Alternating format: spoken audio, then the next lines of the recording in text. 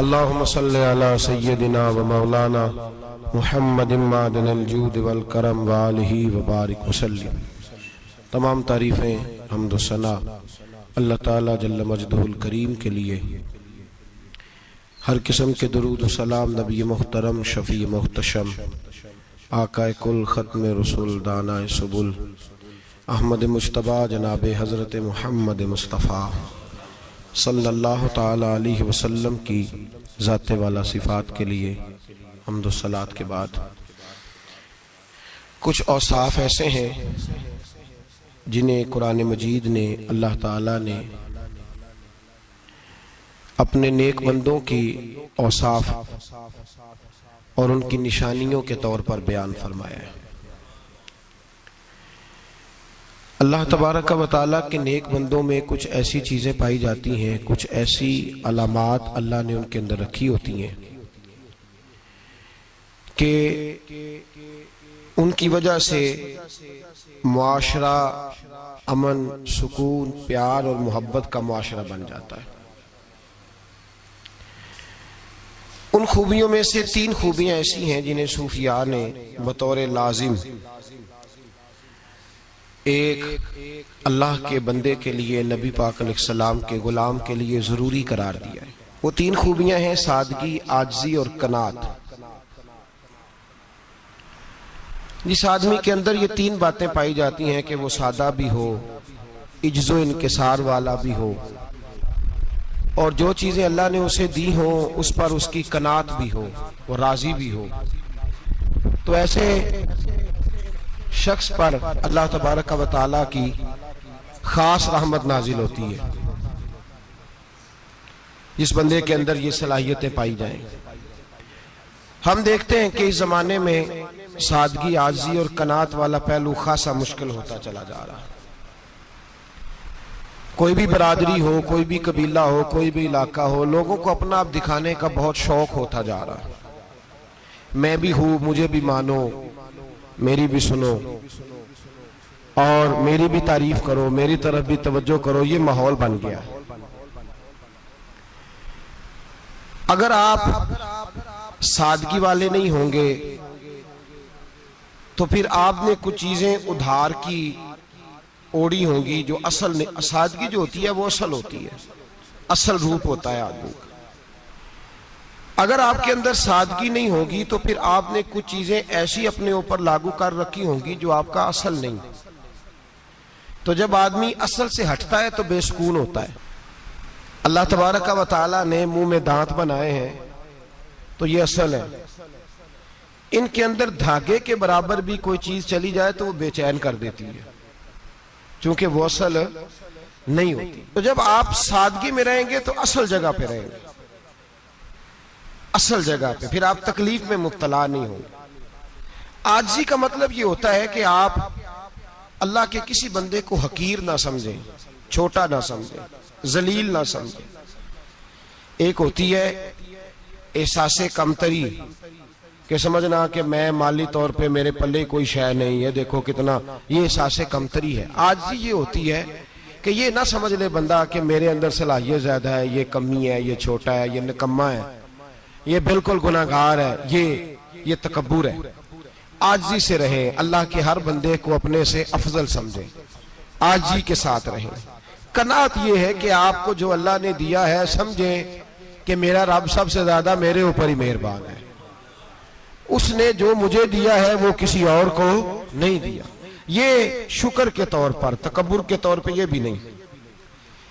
कनात करें।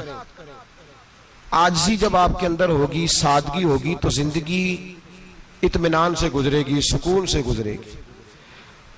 और आजिज़ी और सादगी का ये वाला तर्जुमा नहीं कि जिस बंदे ने मैले कपड़े डाले हो आप समझे कि ये बड़ा सादा आदमी है जी, हफ्ता आया ना आया नहीं तो सादा है। ये सादगी नहीं होती। नफासत तो हुसैन है इस्लाम का। नबी पाक सल्लल्लाहु अलैहि वसल्लम ने एक मालदार आदमी को फटे पुराने कपड़े पहने हुए देखा था तो हुजूर ने मना किया था। फरमाया अगर अल्लाह नेमत देता है तो बंदे पर उसका असर देखना भी पसंद फरमाता है। अच्छे कपड़े छोड़ दें तो आप सादा हो गए, ये मतलब नहीं। बहुत सारे गरीब लोग भी सादे नहीं होते। जो हर वक्त कहता रहता है मैं किसी चौधरी को कुछ नहीं समझता, तो वो सादा है। जो कहता रहता है कोई नहीं मेरी नजर में, मैं आप बड़ा सियाना हूं, फलाना बंदा आया तो मैंने लाजवाब कर दिया, दो बातें नहीं फिर वो कर सका आगे के, तो आप साधे, आप तो बड़े महान तेज आदमी हैं भाई, आप तो अपनी करामत सुना रहे। सादगी, सादगी का मतलब है बेतकल्लफ जिंदगी जिसमें कोई तकल्लुफ ना पाया जाए, जो बंदा हो वही वो बयान करे, ये सादगी है। ये सादगी के खिलाफ है कि आप जो नहीं है वो आप, मेरा एक तजर्बा है, इसको आप कुरान और हदीस का निचोड़ ना समझिएगा, मेरी जाती बात है तो इसको जादी रहने दीजिएगा। कभी कभी मैं परेशान होता हूं, आप किसी की दावत खाने जाए ना, वो अकीके की हो, वलीमे की हो, कोई भी हो, अच्छा जब आप खा लेते हैं ना तो फिर वो आदमी मुतालबा करता है कि आप उसकी तारीफ करें, और उसका ये मुतालबा होता है। वो बिल्कुल मेरी तरह का देहाती भी हो तो कहता है मैं मुंडिया नूं कल आख्या कि लियाओ फिर कोई कट्टा चंगा तगड़ा जिहा, अज जी आखन ना कि जनाब एदी दावत सी ते इस पकाए कुछ नहीं, वो फिर जिसले कट्टा एडा वधिया लिया के नाई अगे रखिया तो उन्हें पहली बारी इंज दा वेखिया सी, उन्हें फिर बनाया कि कमाल कर छड़ी। मुतालबा क्या है उसका भला, तुहानू आखे कि जिंज दी तुसां रोटी पकाई मैं कदे नहीं खादी, ये हर आदमी का मुतालबा, हर आदमी। जनाब मैं सवेरे गया हूं तो ताजी सब्जी स्पेशल आपके लिए मैं लेके आया हूं, और ये वो वाली लाया हूं जो मिलती नहीं थी पूरी दुनिया से, सिर्फ मुझे मिली है। तो ये आजिज़ी नहीं, ये सादगी नहीं, ये बनावट है। ये मैं अमीर गरीब, ये सारे लोग ये काम करते हैं, सारे। जो हम नहीं वो हम बन के दिखाते हैं, जो हम हैं नहीं वो हम बनते हैं। उसका नुकसान ये होता है कि जब वो चीज जो असल नहीं होती वो आती है तो तकलीफ देती है। नबी पाक अलैहिस्सलाम की जिंदगी सादी थी। किस तरह की सादी थी? दो जुमले, हजरत अब्दुल्ला इब्ने अब्बास के दो जुमले और बात खत्म कर दी। फरमाते हैं मेरे रसूल पाक अलैहिस्सलाम की जिंदगी सादी थी। ये कैसी सादी थी? फरमाते हैं जो मिलता था हुजूर पहन लेते थे, जो सामने आता था खा लेते थे। कोई तकल्लुफ नहीं कि मैंने ये नहीं खाना, ये खाना है, ये नहीं लेना, ये लेना है, ये मिजाज नहीं, तबीयत नहीं। हमारी तो पसंद नापसंद होती है ना। हुजूर को कद्दू ज्यादा पसंद था, ये तो आपको हदीस में मिलेगा, ये तो मिलेगा, लेकिन ये नहीं मिलेगा कि नबी पाक सल्लल्लाहु अलैहि वसल्लम को गंदम नापसंद थी, ये नहीं मिलेगा। आपको ये तो मिलेगा कि रसूल पाक को दूध ज्यादा पसंद था, ये नहीं मिलेगा कि सादा पानी नापसंद था। ये तो आपको मिलेगा कि नबी करीम सैयद आलम सल्लल्लाहु अलैहि वसल्लम जमीर पर सोने को पसंद करते थे, ये नहीं मिलेगा कि चारपाई पर सोने को नापसंद करते थे। यानी हुजूर की जिंदगी सादी है, उसमें तकल्लुफ हमारी पसंद नापसंद होती है, और जो जोश है हमें पसंद नहीं वो फिर है ही नहीं सही, वो गलत हो गई फौरन, वो सिरे से उसका कोई असर ही नहीं रहा, वो बिल्कुल तबाह हो गई। मेरे हबीब पाक सैयद आलम अलैहिस्सलाम ने सादी जिंदगी गुजारी और आजिज़ी वाली जिंदगी गुजारी। हम लोग आजिज नहीं होते, आजिज नहीं हो। अगर हम लोग आजिज हो जाए तो लड़ाइयां खत्म हो जाए। हर खानदान में हर घर में लड़ाई है, इसका मतलब है कि आजिज़ी, जहां आजिज़ी होती है वहां लड़ाई नहीं होती, झगड़ा नहीं होता। हमारा भाई से, भतीजे से, भांजे से, बीवी से, ससुराल वालों से, रिश्तेदारों से, भाइयों से अगर इख्तलाफ चल रहा है और हर जगह चल रहा है तो सारी जगह तो गलतियां नहीं ना पाई जाती, कहीं हमारी भी गलती होती है। तो ये जो इख्तलाफ चल रहे हैं और सुलह नहीं हो रही, इसकी वजह यह है कि हमारे अंदर आजिज़ी इनकिसारी हो, तो फिर तो झगड़ा ही कोई नहीं। मेरे नबी पाक अलैहिस्सलाम की जिंदगी में आजिज़ी है, इनकिसारी है, इसलिए हुजूर ने कभी लंबी चौड़ी बातें नहीं सुनाई। सहाबा कहते हैं नबी पाक अलैहिस्सलाम तकरीर छोटी करते थे, नमाज लंबी पढ़ते थे। तकरीर, नमाज, हमारी बातें लंबी और नमाजें अल्लाहु अकबर, उल्ट बिल्कुल सिलसिला। नबी पाक अलैहिस्सलाम ने सादगी, आजिज़ी को अपनाया। बहुत गरीब आदमी, बड़ा माड़ा बंदा जो 100 रुपया दिहाड़ी लेता है, और बाहर जब वो दिहाड़ी करने गया है तो वो शाम को जब उसने ना समेटा है ना वो सीमेंट और रेत और वो सारी चीजें, तो वहां वो झाड़ू फेर के आया है। फेरते हैं ना जी मजदूर झाड़ू, ये काम वो करने को तैयार है, पर अपने घर में आके झाड़ू देने को तैयार नहीं वो, इसलिए कि ये उसकी मर्दानगी के खिलाफ है। बाहर जब वो गया है किसी होटल में काम कर रहा है, टाई पैंट कोट पहन के वो बड़ा अच्छा, वहां अगर उसको बर्तन धोने पड़े तो धो लिए, बल्कि अगर नाराज ना हो जाए बाहर रहने वाले साथी तो ढेरों लोग बाहर जाके होटलों में बर्तन मांजते हैं, लेकिन वहां उनके रोब को, उनके नाम को कोई धब्बा लगता, लेकिन घर के अंदर जिस बर्तन में उन्होंने खुद रोटी खाई है, अगर उनको ये कह दिया जाए ना कि ये धो लो, तो फिर तो तलाक तक नौबत आ जाती, फिर तो मसला खराब है। फिर तो हो सकता है कि बीवी की अम्मा की भी खैर ना हो, तुझे उसने सिखाया ही कुछ नहीं, मुझे ही तूने कह दिया उठ जा। ये हमारा हाल है, और है हम सारे आजिज मिस्कीन, है हम सारे माड़े गरीब, ये सारा अपनी जगह तय।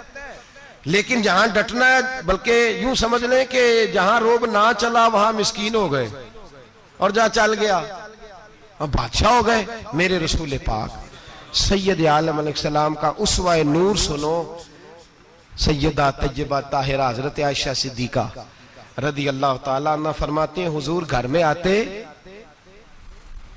अगर घर के अंदर झाड़ू देने वाला है तो मुस्तफा ने उठा के काम करना शुरू कर दिया है। ये मामूली बात नहीं।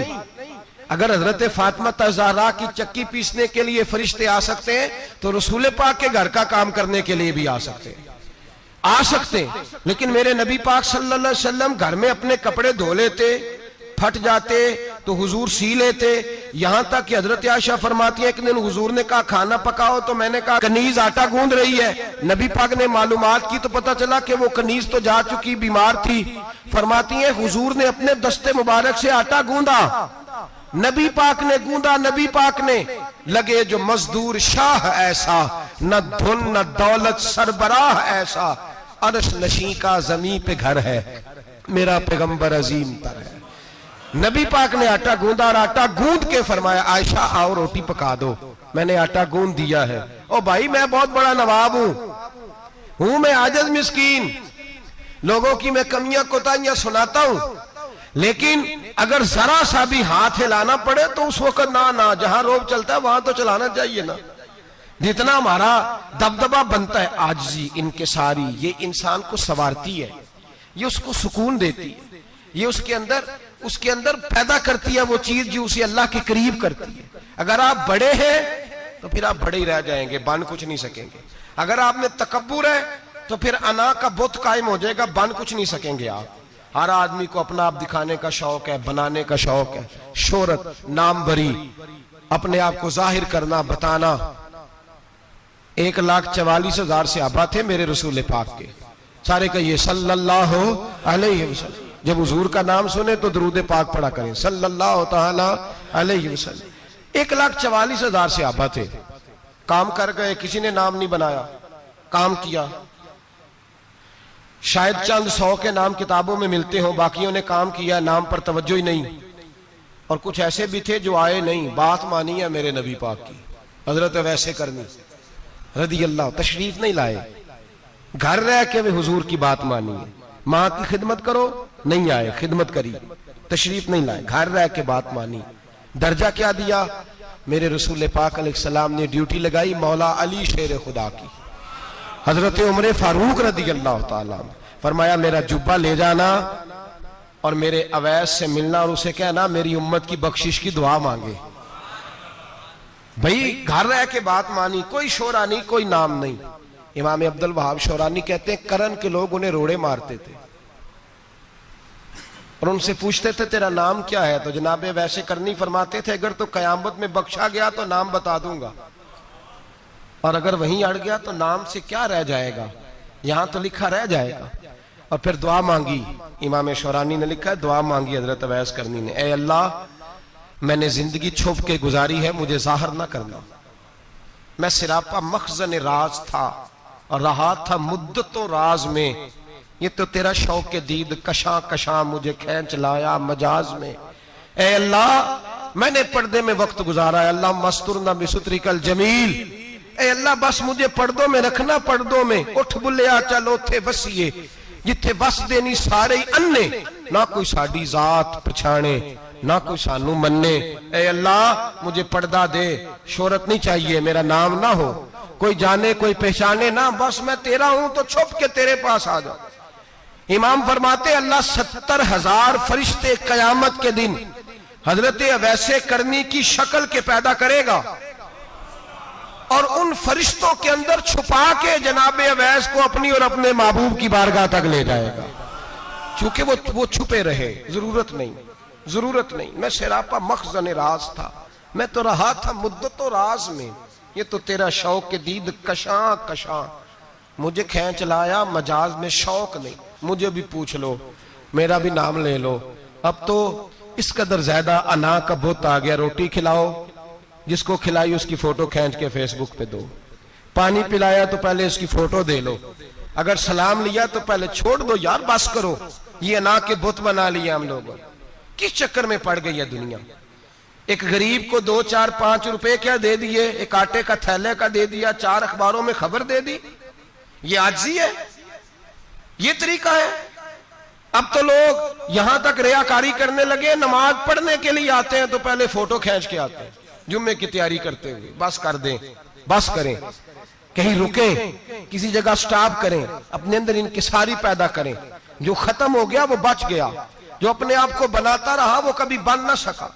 बचा वही जो रब की बारगाह में मिट गया। हमारी तो उम्र गुजर गई है अपने आप को तामीर करते, सारी जिंदगी गुजर गई। मेरा भी नाम लो, 30 साल में रह के आया हूं जी सऊदी अरब के फलाने महल्ले में। किसी से मेरा नाम पूछोगे तो पहुंच जाओगे। क्या होते थे आप वहां, क्या नाम पूछे? वहां तो बादशाहों के नाम अब कोई नहीं लेता, मिट गए। जो आए थे चले गए। गखड़ आना तो चौक से किसी से भी पूछ लेना, मैं भी होता हूं। क्या होते हो? यहां बड़े लोग थे जिनका तूती बचता था, खत्म हो गए। तू और मैं भी जाने वाले। और जमाना आएगा, मिटने के लिए दुनिया आई है।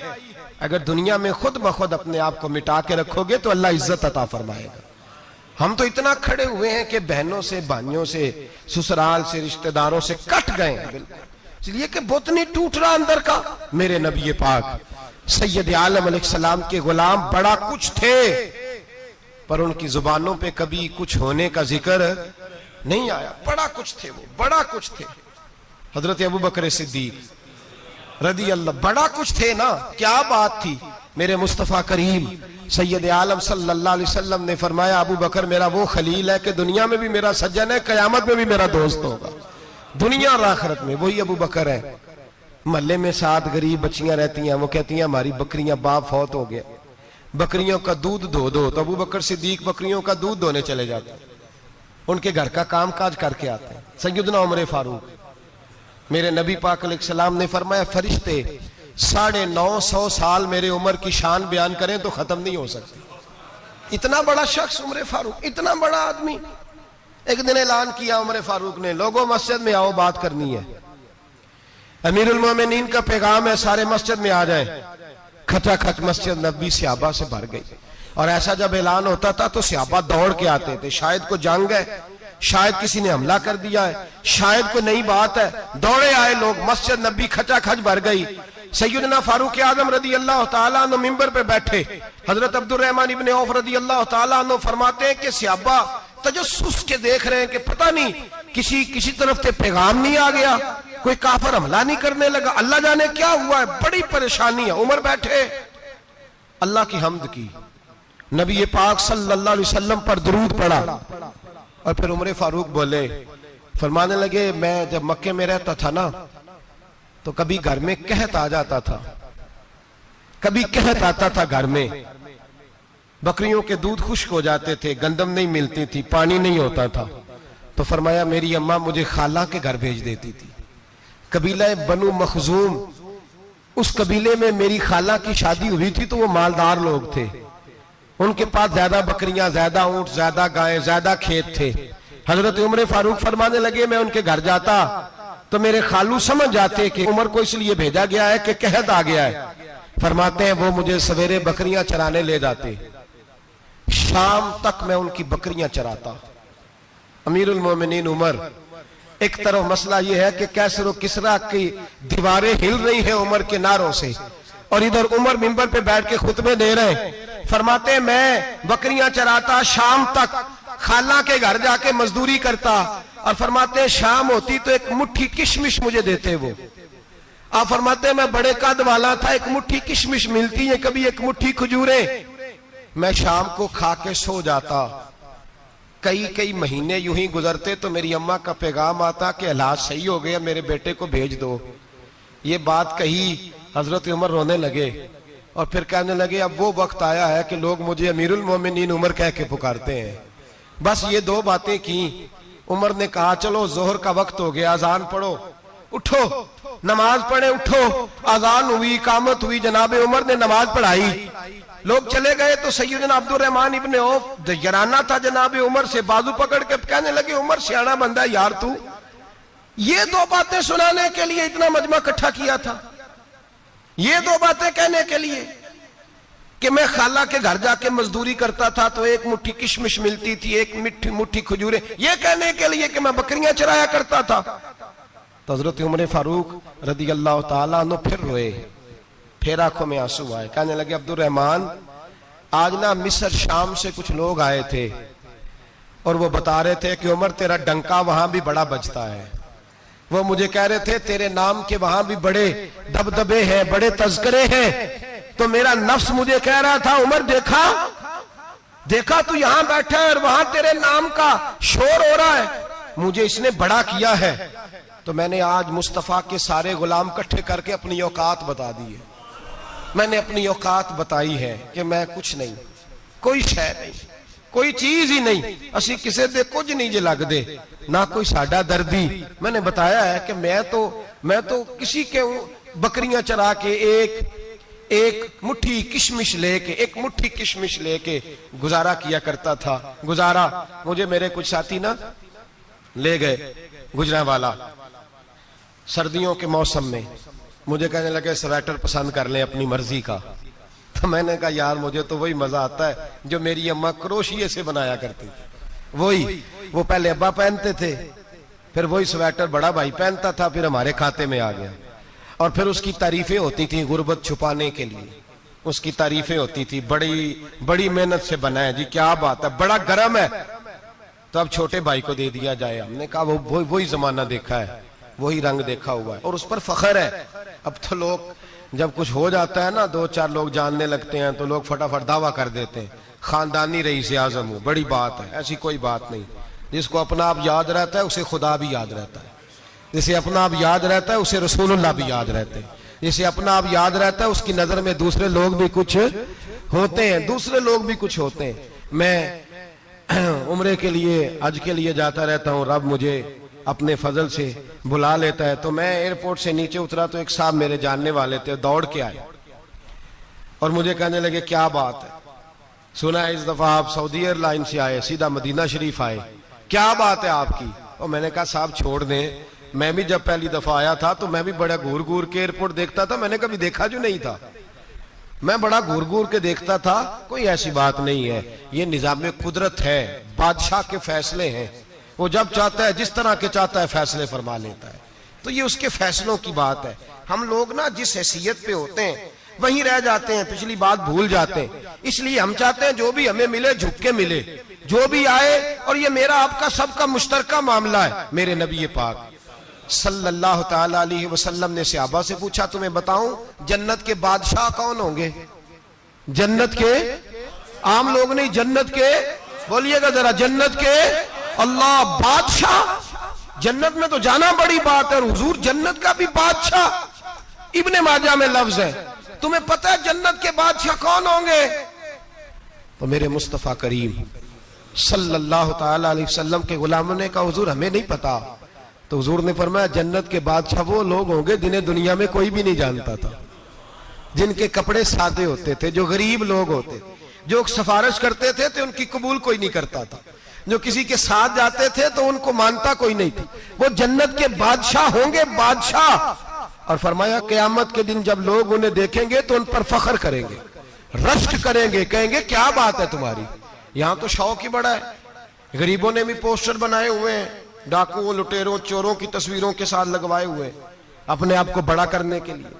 आज ही इख्तियार करें, आज ही इख्तियार करें, अपने आप को मिटाने की कोशिश करें। रब करीम के बंदे आगे बढ़ बढ़ के अपना आप दिखाते नहीं, बड़ा शौक है, पहले फोटो खिंचा लो, बाकी बातें बाद में होंगी, पहले वीडियो बना लो, बाकी कुछ और बाद में होगा पहले। अब तो परसों तरसों मुझे एक मौलाना कहने लगे कि आपसे मैंने, वो यहाँ जुमा पढ़ने आते हैं कभी कभी, मेरे दोस्त हैं, कहते हैं आपसे मैंने सुना था कि अगर कोई उस नबी पाक का फरमान है, अगर कोई नजराना दे तो उसको ले लो, अगर कोई तोहफा दे तो उसको, हुजूर ने फरमाया ले लो अगर तुम्हें को देता है, अपनी मर्जी से, मांगना मना है, कुछ दे दे तो ले लो, वरना एक वक्त आएगा तुम मांगोगे तुम्हें मिलेगा नहीं, जब को दे दे तो ले लो।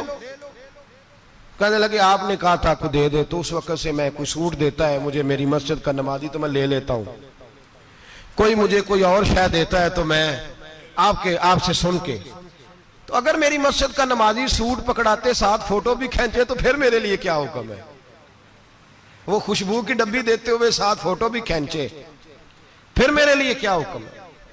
कहने लगे रमजान में ये हाल हुआ है कि लोग कपड़े दे रहे थे और फोटो खींच रहे थे, क्या चक्कर है, कहां चले गया, गरीब आदमी की इज्जत नफ्स को कुचल डाला पकड़ के। एक जोड़ा साल के बाद इमाम को दिया, उसकी भी तस्वीर खींच के फेसबुक पे दे डाली। ये हमारी आजिज़ी है, ये हमारा प्यार है, ये हमारा अंदाज है। भाई ये हम गलत रास्ते पे, गलत डगर पे चल निकले, हमें वापस आना पड़ेगा। मेरे नबी पाक अलैहिस्सलाम ने आजिज़ी को पसंद किया, हुजूर शोहरत से, नामवरी से दूर रहते। नबी पाक अलैहिस्सलाम ने आजिज़ी, इनकिसारी और सादगी और कनात इनको अपना के रखा, सीने से लगा के। ये नहीं कि माल नहीं आया, बहरीन से लाखों दिनार आए हुजूर के जमाना ज़ाहिरी में, तबूक के बाद फतुहात हुई तो लाखों दिनार आए, लेकिन हजरत आयशा कहती है हमारे घर में 4 दिन के बाद ही रोटी पकी है, हमने एक वक्त ही खाना खाया, लाखों रुपया आया है, पर हमारे घर के अंदर जो खाना आया है वो सिरका ही आया है। हमने रात अगर रोटी बच गई है तो सवेरे उठ के रात वाली खाई है। हमारे घर के अंदर वही हालात रहे, इसलिए कि मेरे नबी पाक अलैहिस्सलाम ने फरमाया मैं तुम्हारी दुनिया से हासिल करने नहीं आया, मैं तो मुसाफिर की तरह वक्त गुजारने आया। हम ज्यादा के चक्कर में निकले तो बड़ा कुछ कुचल के आ गए, बड़ा कुछ। आजिज़ी जब पैदा होती है, इनकिसारी जब पैदा होती है, जब तवाज़ो आती है, फिर इंसान बनता है, फिर वो समझता है, फिर उसके अंदर तब्दीली आती है, फिर वो। और बुजुर्ग फरमाते हैं आजिज़ी वाले को नमाज में भी लज्जत आती है, वरना तो किसी ने पूछा था, एक शायर इस्लामाबाद में रहते थे, तो उनसे किसी ने पूछा कि आपका शहर किस तरह का है। उन्होंने कहा मेरा उस शहर अदावत में बसेरा है जहां लोग सजदों में भी लोगों का बुरा सोचते हैं। मेरा उस शहर अदावत में बसेरा है जहां लोग सजदों में भी लोगों का, नमाज पढ़ते हुए कहते हैं देखो कितनी बू आ रही है इससे, कपड़े नहीं बदल के आया, नमाज पढ़ते हुए भी साथ वाले के बारे में बुरा सोच रहे। जब आजी सैयद अहमद कबीर रिफाई रहमतुल्लाह ताला अलैह, ये सिलसिला रिफाइया के शेख हैं, आला हजरत रहमतुल्लाह अलैह ने इनकी बड़ी तारीफ लिखी है फतावा रज़विया में। मिस्र के अंदर सिलसिला रिफाइया और शाज़िलिया, बहुत सारे लोग इस सिलसिले में मुरीद हैं। सैयद अहमद कबीर रिफाई इतने बड़े सूफी थे कि मेरे मुस्तफ़ा करीम सल्लल्लाहु अलैहि वसल्लम के रोजे पर हाजिरी देने गए। नबी पाक की बारगाह में हाथ दुआ करें अल्लाह हम सबको वहां हाजिरी नसीब फरमाए, अल्लाह हम सबको बार बार ये मौके अता फरमाए। सैयद अहमद कबीर रिफाई हाजिरी देने गए तो जब नबी पाक के गुम्बद पे पहुंचे तो कहने लगे या रसूलल्लाह मैं कब्र देखने नहीं आया, मैं तो दीदार करने आया। हुजूर ये तो ज़ियारत में करता रहता था, दीदार करने आया। ये कह के रोने लगे, इतनी देर रोए कि मेरे मुस्तफ़ा करीम ने अपना दस्ते मुबारक कब्र से बाहर निकाल दिया, हाथ मुबारक बाहर आया, 10,000 लोगों ने देखा। कितने लोगों ने? अब यहां भी लोगों को शक होगा जी कैसे बाहर आया, तो बुखारी सुना देता हूं, मसला जरा हल हो जाए। मस्जिद नबी की तामीर हो रही थी, तामीर तो कहते हैं कि दीवार नहीं, तामीर करते वक्त ना एक दीवार गिरी, ये बुखारी के लफ्ज है, दीवार गिरी तो एक पैर बाहर आ गया। पैर को देखा तो कहते हैं हाथ रखते थे तो उसमें बिल्कुल ऐसे था जैसे खून साइडों पे हो गया, बिल्कुल जिंदा। शोर हो गया कि ये नबी पाक का कदम मुबारक है, हुजूर का। बहुत सारे लोग इकट्ठे हुए, उलमा को बुलाया, पैर देखा तो कहने लगे नबी पाक का नहीं, ये तो सैयदना फारूक आजम का है।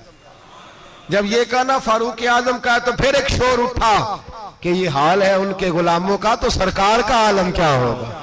ये हाल है उनके गुलामों का तो फिर सरकार का आलम ये बुखारी है। तो जिंदा है वल्लाह, तो जिंदा है वल्लाह, मेरी चश्मे आलम से छुप जाने वाला। सैयद अहमद कबीर रिफाई इतने बड़े, नबी पाक सल्लल्लाहु अलैहि वसल्लम ने दस्ते मुबारक बाहर निकाला, 10,000 लोगों ने देखा। किसी ने हजरत सैयद अहमद कबीर रिफाई से पूछा कि बाबा इतना बड़ा दर्जा, इतना बड़ा मकाम कैसे मिला? तो बाबा जी कहने लगे, जिंदगी में कभी किसी को हकीर नहीं समझा, किसी को कभी हकीर, कभी किसी को अपने से कमतर नहीं समझा। तो अल्लाह ने, देखे ना, अगर आप नहीं समझेंगे तो उसके लिए भी आपको उन्वान मिल जाएंगे, और अगर समझना है अपने आप को बड़ा तो उसके लिए भी मौके मिल जाते हैं। हजरत शफीक बल्खी बहुत बड़े सूफी बुजुर्ग हुए, पर नौजवान थे, जवानी में ही अल्लाह ने बड़ा मर्तबा दिया। हजरत अब्दुल्ला बिन मुबारक बूढ़े थे, दोनों एक महफिल में इकट्ठे हुए। अब बगदाद सारा मानने वाला था और दोनों का मानने वाला था। आखिर में दुआ बुजुर्ग कराया करते थे महफिल के इख्तिताम पर। हजरत शफीक बल्खी जनाब अब्दुल्ला बिन मुबारक से कहने लगे, आप दुआ करें, आप दुआ करें, आप बुजुर्ग हैं, अब जिसने जो मानना है उसे उसके लिए उन्वान भी मिल जाएगा। हजरत सैयदना अब्दुल्ला बिन मुबारक कहने लगे, बेटे तू दुआ कर, तेरी उम्र थोड़ी है, तेरे गुनाह भी थोड़े हैं, तेरी उम्र थोड़ी है, तेरे गुनाह भी थोड़े हैं। तो सैयदना शफीक बल्खी कहने लगे, नहीं हुजूर आप दुआ करें, आपकी उम्र ज्यादा है तो नेकियां भी तो ज्यादा ही है ना, नमाजें भी तो आपकी ज्यादा है ना, रोजे भी तो ज्यादा, रमजान भी तो आपकी उम्र में ज्यादा है ना, आज भी तो आपने ज्यादा। अगर आपने किसी को अपने से बड़ा समझना है तो उन्वान आपको मिल जाए, छोटा समझना है तो उसके लिए भी उन्वान आपको। बात तो ये है कि आप क्या करना, अगर आप किसी को हकीर समझना चाहते हैं तो बात खत्म हो गई। सैयद अहमद कबीर रिफाई फरमाते हैं, जिंदगी भर कभी किसी को हकीर नहीं समझा। अल्लाह की सारी मखलूक की क्या बात है। अल्लाह कुरान में कहता है, इन्नल्लाह ला यस्तही अन यदरिबा मसलन मा बऊदतन फमा फौकहा। अल्लाह शर्म नहीं करता कि एक मच्छर की मिसाल बयान करे या उससे भी कमतर। अल्लाह मच्छर की बात करता है इतना बड़ा होके, वो कहता है मैं करूंगा, मेरी मखलूक जो है, मेरी तो हजरत अहमद कबीर रिफाई फरमाने लगे, मैंने कभी किसी को हकीर, बोलिए कभी किसी को हकीर। हम लोगों के पास उन्वान बड़े हकीर समझने के लिए, हम समझ लेते हैं। अमीर आदमी कहता है गरीब मेहनत क्यों नहीं करता, मेहनत करे अमीर हो जाएगा, उन्वान हुआ कि ना तनकीद करने का। 4 बच्चे हैं, करे कमाई, अमीर हो जाएंगे। अब वो हकीर समझ रहा है गरीब को, गरीब भी अमीर को हकीर समझता है। वो भी कहता है जो इसने कमाया सारा ही हराम है, जायज एक पैसा नहीं, उसने भी हकीर समझ लिया। यानी वो ये कह रहा है कि मैं हलाल खाता हूं, ये अमीर हराम खाते हैं, तो बात खत्म हो गई। उसने भी हकीर समझ लिया, इसने भी हकीर समझ लिया। अब उन्वान ही था ना, अगर उन्वान बदल लेते तो बात बन जाती। अमीर अगर ये कहता कि मैं इस गरीब की मदद करूंगा इसलिए कि पैसे मेहनत से नहीं मिलते, खुदा के फजल से मिलते हैं, तो वो ये ना कहता कि ये मेहनत करता तो आगे चला जाता। और गरीब अगर समझता इस बात को तो ये ना कहता अमीर सारे हराम ही खाते हैं, वो कहता भाई रब ने जो मेरे लिए पसंद किया मुझे दिया, जो इसके लिए पसंद किया इसे दिया, बात खत्म हो गई, झगड़ा खत्म। उन्वान तो मिल जाएगा आपको, मुस्बत भी और मनफी भी। तो अच्छी बात नहीं कि मुस्बत इख्तियार करें। सैयद अहमद कबीर रिफाई कहते मैं गुजर रहा था, एक दिन मेरे साथ ऐसा हुआ कि मैं गुजर रहा था खेत के अंदर से, इधर भी पानी था इधर भी पानी था। होता है ना पानी पानी होता है फसलों में कई दफा। कब होता है ज्यादा पानी? नहीं, जब कद्दू करीद है जी, और जब कद्दू करते हैं ना तो दोनों जाने पानी भरा होता है ना जी, वो ट्रैक्टर भी पानी में चलता है। मैं पेंडू हूं ना, मुझे ज्यादा पता है क्या हालात होते हैं। तो वो इधर भी पानी इधर भी पानी, तो दरमियान में से वो मुंडेर होती है छोटी सी, वाटा खीदा अपनी जुबान है। तो कहते इधर भी पानी था इधर भी पानी था। सैयद अहमद कबीर रिफाई कहते हैं मैं गुजर रहा था, असर की नमाज का टाइम हो गया, मैं जल्दी जल्दी जा रहा, सामने से कुत्ता आ गया। इंसान अशरफुल मखलूकात है, लेकिन वो अल्लाह का शुक्र करेगा कि उसने मुझे अशरफ बनाया है। ये नहीं कह सकता कि ये मखलूक हकीर है, ये बुरी है, ये नहीं कह सकता। शुक्र करे कि मुझे अल्लाह ने अशरफुल। सैयद अहमद कबीर रिफाई कहते कुत्ता आ गया सामने से। अब कुत्ता आया तो मुझे जल्दी थी, कुत्ता भी भीगा हुआ था। अब मेरा दिल करे कि कुत्ता नीचे उतरे तो मैं गुजरूं, कुत्ता खड़ा है कि ये साइड पे हो तो मैं गुजरूं। कहते हैं देर हो गई तो मुझे डर लगता था, मैंने कभी कुत्ते को भी नहीं झिड़का था, कभी कुत्ते को भी, अपनी इतनी हैसियत ही नहीं। झिड़का ही नहीं कभी किसी को। आप फरमाते हैं देर हो गई तो मैंने कहा या अल्लाह, हजरत सैयद अहमद कबीर कहते हैं मैंने कहा या अल्लाह इस कुत्ते को जुबान ही दे दे, मैं इसे कुछ समझा ही दूं, इसे जुबान ही दे दे, तू तो कादर मुतलक है। उसे जुबान दे दी तो मैंने कुत्ते से कहा नीचे उतर जा, मैंने नमाज पढ़नी है। तो कहने लगा बाबा जी आप उतर जाए, आप उतर जाए, आप उतर जाए, मैं क्यों उतरूं? तो सैयद अहमद कबीर रिफाई कहते हैं मैंने उससे कहा कि बात यह है कि मेरे ऊपर नमाज फर्ज है, तेरे ऊपर फर्ज नहीं, तो मैंने नमाज पढ़नी है। अगर मैं खेत में उतर गया तो कीचड़ है, मेरे कपड़ों को मिट्टी लग जाएगी, पता नहीं पानी पाक है कि नापाक है, तो तू उतर जा, तेरे ऊपर नमाज नहीं फर्ज, तो मुझे जाने दे। तो सैयद अहमद कबीर रिफाई कहते हैं उसने ऐसी बात की कि मेरे ऊपर वजद तारी हो गया। कुत्ते ने बात की तो मैं कांपने लगा। राती जागे शेख सदावे, राती जाग दे कुत्ते, तैथों उत्ते मालक दा दर मूल न छड़ दे, भावे मारो 100 जुत्ते, तैथों उत्ते वो एक बुरकी दा कदर पछानन, भावे मालक हो मन सुते, तैथों उत्ते रुखा सुखा खा, दिने जा रुखा विच सुते, ते तैथों उत्ते उठ बुलिया चल यार मना ले नहीं ते बाजी लै गए नहीं कुत्ते, उठ बुलिया चल यार मना ले नहीं ते बाजी लै गए कुत्ते, ते तैथों उत्ते। सैयद अहमद कबीर रिफाई कहते हैं वो मुझे कहने लगा आप उतर जाए। तो मैंने कहा भाई मेरे ऊपर नमाज फर्ज है, तेरे ऊपर फर्ज नहीं, तू उतर जा, मेरे कपड़े आलूदा हो जाएंगे तो क्या करूंगा? तो कहते हैं उसने बात की तो मैं घबरा गया और छलांग लगा के मैं खेत में उतर गया। मुझे कहने लगा बाबा जी कपड़े अगर आपके कीचड़ से आलूदा हो गए तो पानी से साफ हो जाएंगे, और अगर मुझे हकीर जान के आपका दिल आलूदा हो गया तो 7 समुद्रों से भी साफ नहीं होगा। कपड़े पानी से धुल जाएंगे और दिल अगर तकब्बुर से आलूदा हुआ तो 7 समुद्रों से भी सही हो सकता ना। ना ना हकीर नहीं जानना, ना मौलवी को, ना सूफी को, ना दरवेश को, ना खेत में काम करने वाले को, ना पट्टे पे मजदूरी करने वाले को, ना गाड़ी का शीशा साफ करने वाले को, ना तेल डालने वाले को, ना किसी को हकीर ना जान, ना किसी के हाल पे तंज कर, ना किसी के गम का मजाक उड़ा, वो जिसे चाहे जैसा नवाज दे। ये मिजाज लुत्फ रसूल है। ना कोई आया लेके चला गया, कोई उम्र भर भी ना पा सका, मेरे मौला तुझसे गिला नहीं, ये तो अपना अपना नसीब है। भाई हकीर नहीं जानना। सैयद अहमद कबीर रिफाई फरमाते हैं वो कुत्ता तो गुजर गया, मैं दौड़ा घर गया, जाके मैंने गुस्ल किया, कपड़े बदले। फरमाते हैं पहले भी मैं असर पढ़ता था, पर आज जब नमाज पढ़ी तो बड़ा ही मजा आया। मैं सर सजदे में रखूं मेरा उठाने को जी ही ना चाहे, मैं रुकू में जाऊं तो मेरा सर उठाने को दिल ही ना चाहे, मेरा दिल करे आज मगरिब लेट हो जाए, आज सूरज देर से गुरूब हो, मैं आज सारा दिन असर ही पढ़ता रहूं। भाई जब तू आजिज़ी वाली पढ़ता है, जब तू इनकिसारी वाली पढ़ता है, जब तू हजरत सैयदना मुआविया बिन खुतैज रदिया, एक हजरत मुआविया बिन सुफियान है, एक मुआविया बिन खुतैज सहाबी हैं, वो कहते हैं मैं जंग फतह करके आया तो सख्त गर्मी का मौसम था, मुझे पता था कि उमर फारूक दोपहर को आराम कर रहे होंगे। आप फरमाते मैं मस्जिद नबी में बैठ गया, एक बच्ची जनाब उमर के घर से निकली तो मुझे कहने लगी मुआविया आपका नाम है? मैंने कहा हाँ। अंदर जाके जनाब उमर को बताया तो उमर दौड़े आए, और जब आए तो सर पे टोपी कोई नहीं, पैरों में जूता कोई नहीं। कहने लगे मैं तेरा इंतजार कर रहा था, आज मुझे उम्मीद थी तू आएगा, तूने बताया क्यों नहीं?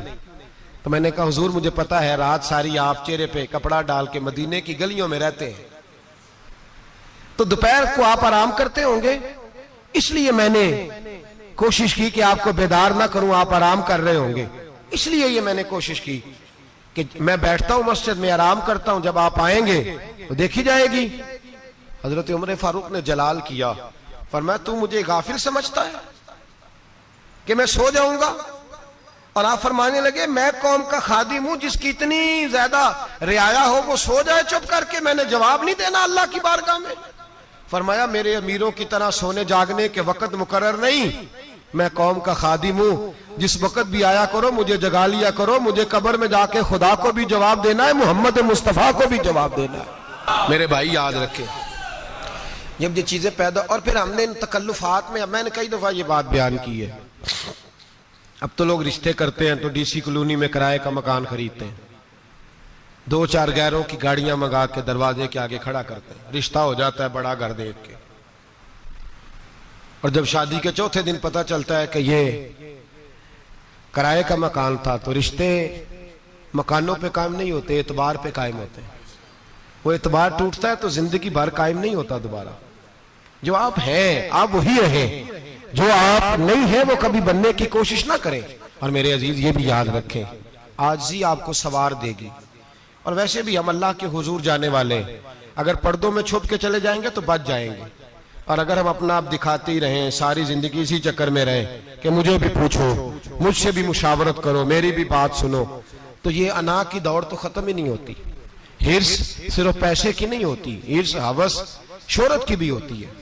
और नबी पाक सल्लल्लाहु अलैहि वसल्लम ने इसको भी बयान फरमाया है कि ये जो तेरे अंदर चीज पैदा होती है ना, मैं जाना जाऊं पहचाना जाऊं, इससे भी अपने आप को बचा। सहाबा के बाद जिस शख्स की खिलाफत सबसे मजबूत हुई वो हजरत उमर बिन अब्दुल अजीज थे। इतनी बेहतरीन खिलाफत की कि लोगों को हजरत उमर का जमाना याद आ गया। हजरत उमर बिन अब्दुल अजीज, इराक में रहने वाली एक औरत थी। उस औरत का खामद फौत हो गया तो 5 बच्चियां यतीम थी। वो इराक से चली और जनाब उमर बिन अब्दुल अजीज के पास आई कि आप मेरी बच्चियों का वजीफा लगा दें। वो कहती है जब मैं पहुंची ना, यहां तो अब तो इस्तकबाल, आना जाना बड़े मामलात हैं। अब तो बच्ची की बारात आए और 5, 7, 10, 20 लोग दरवाजे पे खड़े ना हो तो बारात नाराज हो जाती है, कहते हमारा इस्तकबाल ही किसी ने नहीं किया। तो इस्तकबाल तो अब इस तरह है जिस तरह नशा नहीं होता, ये इस्तकबाल की हालत है, अमीरों से लेके गरीबों तक। मुझे पूछा ही नहीं किसी ने, कुर्सी नहीं दी, आगे नहीं बिठाया, ये वाला मामला है। और मैं मेरी तरह के लोग, नेक लोगों की बात नहीं करता। अब तो हम देखते हैं फला मौलाना का इस्तकबाल हो रहा है, फला के लिए लोग खड़े हो रहे हैं, नारे लग रहे हैं। और अब तो मैं देखता हूं ऐसे ऐसे हाथ लहराते हैं सूफी और दरवेश कहलाने वाले, जैसे सियासी लीडर लहराया करते थे। ये क्या तरीका हुआ, ये कौन सा तर्ज जिंदगी। मेरे नबी पाक सल्लल्लाहु अलैहि वसल्लम ने फरमाया जो ख्वाहिश करे कि मैं आऊं और लोग खड़े हों वो तो जहन्नमी है, तो दोज़खी है। सारे वही तरीके हम इख्तियार करते जा रहे हैं, वही प्रोटोकॉल है हर जगह। वो लोग जिनके दरवाजे खुले होने चाहिए थे वहां भी हर वक्त के लिए मामला तय हो गए। याद रखें मेरे नबी पाक अलैहिस्सलातु वस्सलाम ने जो तालीमात दी, हजरत उमर बिन अब्दुल अजीज रहमतुल्लाह ताला अलैह। औरत कहती है मैं पहुंच गई, मैंने लोगों से पूछा घर कहां है, तो कहा वो जहां बोरी लटक रही है ना बाहर, टाट का पर्दा लगा हुआ है, वो हजरत उमर बिन अब्दुल अजीज का घर है। कहती है मैं दरवाजे पे दस्तक दी, एक औरत ने दरवाजा खोला तो मुझे बीबी जान के अंदर बुलाया। तो उनके घर के अंदर जब मैं दाखिल हुई तो बड़ा सारा सेन था, एक तानिम कुआं लगा था, एक तरफ एक बड़ा दरख्त था और एक छोटा सा बनाई हुई थी जगह बर्तन धोने के लिए। और बीबी ना बर्तनों को मिट्टी लगा के साबुन लगा के बैठी हुई थी, काम कर रही थी वो औरत। मुझे उसने दरख्त के नीचे बिठाया, पानी पिलाया। कैसे आई हो? मैंने कहा अमीरुल मोमिनीन से मिलना है। कहने लगी बैठो थोड़ी देर में आ जाते। कहती थोड़ी, मैंने समझा घर की कोई मुलाजमा है, मैं बैठ गई। थोड़ी देर गुजरी, फिर दस्तक हुई, उस बीबी ने उठ के दरवाजा खोला। तो जब वो शख्स अंदर आए तो कहने लगी बड़ी देर से बर्तनों को साबुन लगा के बैठी हूं, कहाँ रह गए थे? कहती है वो साहब कहने लगे बस जरा मसरूफ हो गया था। दौड़े गए, कुएं से पानी निकाला, बीबी को दिया, उसने बर्तन धोए। कहती है फिर थोड़ा सा सिरका और एक रात की रोटी वो लाई, उस शख्स ने खाई। मैंने कहा कि ये दोनों घर के मुलाजम हैं, मियां बीवी काम करते हैं। जब वो खाना खा चुके तो वो औरत मेरे पास आई, कहने लगी उठ के मिल लो अमीरुल मोमिनीन से। मैंने कहा कौन अमीरुल मोमिनीन? तो कहने लगी कब से तो आए हैं, ये जिसने कुएं से पानी निकाला यही मुसलमानों का अमीर है, और ये जिसने दरख्त के नीचे बैठ के सिरके से रोटी खाई है यही है। ये फरिश्तों की दास्तान नहीं, ये वो लोग हैं। मैं रात को भी कह रहा था एक जगह पे कि ये लोग जो है ना जिनका आप रोज शिकवा करते हैं हुकूमतें बड़ी खराब हैं, ये कोई नहीं खराब, बिल्कुल खराब नहीं। जितने सियासी लीडर हैं सारे सही हैं। खराब वो लोग हैं जो इन्हें वोट दे के लीडर बनाते हैं, बिल्कुल खराब नहीं। मैं तो इनके हक में होता जा रहा हूं। नाराज हो गए ना आप लोग? अल्लाह करे तुसी हो जाओ तो अगले इलेक्शन च सियाने भी हो जाओ, आमीन तो कह दे। मैंने कोई मशवरा नहीं देना, इसलिए कि मेरी नजर में कोई ऐसा शख्स नहीं जिसके लिए मैं आपसे कह सकूं कि वोट दें। और हम तो ऐसी बात करें तो कई लोग नाराज होकर चले जाते हैं, लेकिन कोई परवाह नहीं, इसलिए कि ये दीन मेरे नबी पाक का दीन सिर्फ मस्जिद का दीन नहीं। इंशाअल्लाह आइंदा जुम्मे नजरिया पाकिस्तान बयान करूंगा और बताऊंगा कि पाकिस्तान का मतलब क्या, ला इलाहा इल्लल्लाह मुहम्मदुर रसूलुल्लाह सल्लल्लाहु अलैहि वसल्लम। हुजूर का जो कुरान नाफज होगा मस्जिद में, वो कुरान कचहरी में भी नाफज होगा इंशाअल्लाह। और वो कुरान नाफज होने आया है, असेंबलियों में वही कुरान नाफज होगा इंशाअल्लाह। और यही चिराग जलेगा तो रोशनी होगी। बयान करेंगे और डट के बयान करेंगे, आपको बताएंगे। बात जो बात समझा रहा हूं फिल वक्त वो समझे, मुजरम वो नहीं जो बड़ा बन के लूटता है, मुजरम वो है जो उसको सपोर्ट करता है, जिसने उसे बड़ा बनाया है। ये याद रख लें, हमारी कोई बचत नहीं होगी, हमसे पूछा जाएगा। हम सारे कचहरी में खड़े होंगे, अल्लाह सवाल करेगा कि तुम बताओ तुम इनके मददगार क्यों बने थे, तुम सपोर्ट क्यों करते थे, ये पूछा जाएगा और हमने जवाब देना है। बाहर आलाम दाम पर सरे मतलब जनाब उमर बिन अब्दुल अजीज रहमतुल्लाह अलैह के वो बीबी गई तो कहने लगी कि ये अमीरुल मोमिनीन ने कहा, वो उठ के हाजिर हुई, कहा हुजूर मैं इराक से आई हूं, मेरा खामद फौत हो गया, मेरी 5 बेटियां हैं, वजीफा लगा दे।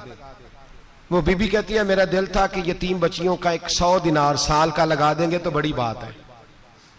कहती है जब मैं उनके पास गई तो हजरत उमर बिन अब्दुल अजीज को बताया तो वो रोने लग गए और मुझसे माफियां मांगने लगे। मैंने कहा हुजूर आप क्यों माफी मांगते हैं? तो कहने लगे इसलिए माफी मांग रहा हूं कि तू मेरी रियाया में थी और तेरी 5 बच्चियां यतीम थी, तुझे खुद चल के आना पड़ा है। मेरा काम था तेरी खबर लेता, माफ कर दे अल्लाह की रिजा के लिए। उन्होंने वजीफा लिखना शुरू किया तो मेरी एक बच्ची का 1000 दिनार साल का लिखा। मैंने कहा अल्लाह तेरा शुक्र है। फिर दूसरी बच्ची का 1000 लिखा तो मैंने कहा अल्लाह तेरा शुक्र है। तीसरी का 1000, चौथी मैंने कहा शुक्र है। जब चौथी का लिखा तो मैंने कहा अल्लाह आपका इकबाल बुलंद करे, अल्लाह आपको हमेशा इसी तरह फलता फूलता रखे। कहते हैं जनाब उमर बिन अब्दुल अजीज ने कलम रख दिया, फरमाने लगे मैं 5वीं का वजीफा नहीं लिखूंगा, 4 बहनों से कहना बांट के इसे भी दे दे। कहा हुजूर क्यों? आप फरमाने लगे जब तक तू अल्लाह का शुक्र अदा कर रही थी मैं भी रब से जुड़ा हुआ था और अल्लाह से डर के लिख रहा था। अब तूने मेरी तारीफ की है, अब मेरी जात आ गई है, अब मैं अगर ये वजीफा लिखूंगा तो इससे अल्लाह राजी नहीं होगा, इससे मेरे नफ्स में रिया पैदा होगी। अब मैं 5वीं का नहीं लिखूंगा, जा और जाके इराक के गवर्नर को दे। बीबी कहती है मैं घोड़े पे बैठी और मैं चंद दिनों के बाद इराक पहुंची। जब सवेरे आके मैंने वालिए इराक को रुका दिया तो वो चीख मार के रोया। मैंने कहा क्या हुआ? तो कहने लगा बीबी आज रात को हजरत उमर बिन अब्दुल अजीज का इंतकाल हो गया, फौत हो गए, तो इंतकाल कर गए। कहती मैं भी तड़प के रोई। मैंने कहा मेरी यतीम बच्चियों का क्या बनेगा? तो वो गवर्नर कहने लगा तेरे वजीफे जारी रहेंगे, तुझे मिलते रहेंगे। तो कहने लगी कैसे? कहने लगा मैं अगर तो गवर्नर रहा तो तेरा वजीफा जारी रहेगा और अगर गवर्नरी से उतर भी गया तो मैं जाती तौर पे मालदार हूं, फिर भी तेरी बच्चियों के माहाना पैसे पहुंचते रहेंगे। मैंने कहा तू क्यों देगा? कहती है वो रो पड़ा। कहने लगा अगर अमीर हजरत उमर बिन अब्दुल अजीज जैसे हो तो फिर अल्लाह गवर्नरों के दिलों में भी रहम डाल दिया करता है, फिर मेरे जैसे लोगों को भी वो बदल देता है। हजरत उमर बिन अब्दुल अजीज घर आए, 3 बेटियां थी। एक को आवाज दी, वो आई तो उसने मुंह पे हाथ रखा है। दूसरी को आवाज दी, वो आई तो मुंह पे हाथ रखा है। तीसरी को आवाज दी तो मुंह पे हाथ रखा है। आपने अपनी बीवी से कहा कि ये बच्चियां मुंह पे हाथ क्यों तीनों ने रखा हुआ है, क्या बात है? तो बीबी रो पड़ी, कहने लगी 4 दिन हो गए मेरी बेटियां प्याज से रोटी खा रही हैं, 4 दिन हो गए, उनके मुंह से बदबू आती है, इसलिए वो आपके सामने आती हैं तो मुंह पे हाथ रख लेती हैं 4 दिनों से। बीबी रो रही है, हजरत उमर जलाल में आ गए। आप फरमाने लगे तू ये रो रही है, तू रोई है, तूने मेरे घर में रह के अल्लाह की नाशुक्री की है, तू शुक्र अदा नहीं करती कि 3 वक्त प्याज और रोटी तुझे घर की 4 दीवारी के अंदर मिल जाता? रो रही है और मैं आ मेरे साथ बाहर निकल, तुझे वो लोग दिखाऊं जो झोपड़ियों में रहते हैं और मांग के खाते हैं, आ तुझे दिखाऊं। इतनी नाशुक्री कि घर के अंदर प्याज पहुंच रहा है, रोटी पहुंच रही है और तू कहती है मेरी बेटियां प्याज से खाती हैं, शुक्र कर फाके नहीं काटने पड़े। फिर अगले लफ्ज कहे तो रो पड़े। फरमाने लगे मैंने तो मुस्तफा के वो हालात भी सुने हैं जिसमें कई दिन बीबी फातिमा ने फाके किए। तू घर के अंदर पे आज पहुंच रहा है, तो अभी भी सादगी, आजिज़ी और कनात नेमत थी इन लोगों की। हमारे यहाँ रोज शिकवा है, किस बात का? गाड़ी कोई नहीं। रोज रोना है, किस बात का? बंगला कोई नहीं। रोज रोना है, किस बात का? बैंक बैलेंस कोई नहीं। 10 जोड़े क्यों नहीं ईद पे आए? और ये सिर्फ औरतों का मसला नहीं, हमारे अंदर भी ये बात बदरजे औला। हम रोज अपने आप को मिस्कीन कहते हैं, गरीब कहते हैं, लाचार कहते हैं, मजबूर कहते हैं। कभी देखो वो जो झोंपड़ियों में रहते हैं, कभी पलट के देखो लोगों की तरफ जो पैदा हुए तो आंखें कोई नहीं थी, हाथ कोई नहीं थे, पैर कोई नहीं थे। वो देखो जो पैदा हुए तो सर पे बाप का साया कोई नहीं था। कैसे कैसे लोग वक्त गुजार रहे हैं। हम रोज आके कहते हैं कारोबार ठंडा हो गया, हालात बड़े खराब हो गए, हम बड़े मजबूर। क्या हो गया साहब? अल्लाह के दिन है, सारे अल्लाह के दिन है। वसल अच्छा है ना फिराक अच्छा है, यार जिस हाल में रखे वही हाल अच्छा है। बस अपने आप को मुतमईन करें, आजिज़ी, इनके सारी किनात, सादगी, इसको अपनी जिंदगी का हिस्सा बनाएं। अल्लाह दौलत सुकून अता कर देगा। आखिर दावाना अनिल हम्दुलिल्लाह।